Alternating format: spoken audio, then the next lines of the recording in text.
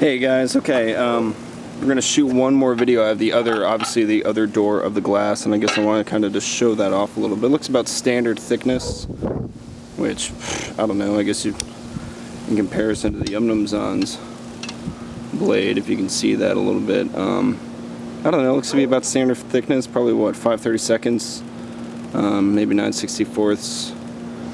But this time I'm gonna try hitting it in the corner because I often see, I guess, with auto rescue work or whatnot, or vehicle extrication, they're always hitting the glass in the corner as opposed to the center.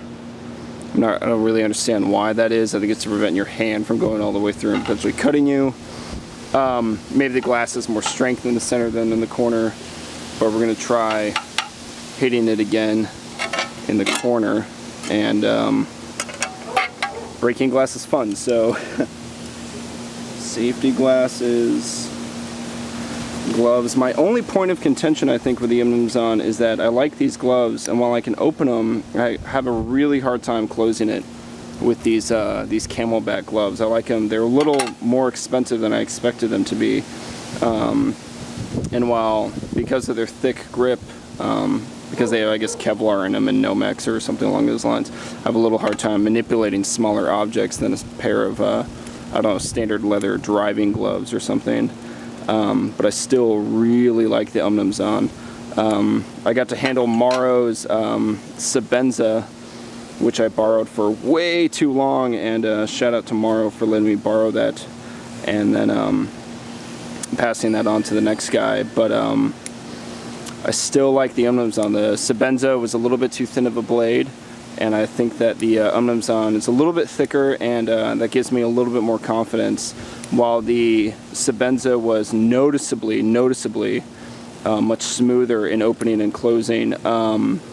Man, you're still dealing with Chris Reeves, so I mean, it's just 6 of one, half a dozen to the other. So anyways, let's get to the fun part, and that is me breaking this glass. I'm going to use a sort of a hammer pick grip. I'm going to have it protrude from the bottom of my hand, and I'm just going to have it angled a little bit so I can just get, if this were the glass, I think that too many times people end up bottoming out on the, I guess the hilt, and the glass breaker needs to be tilted a little bit forward.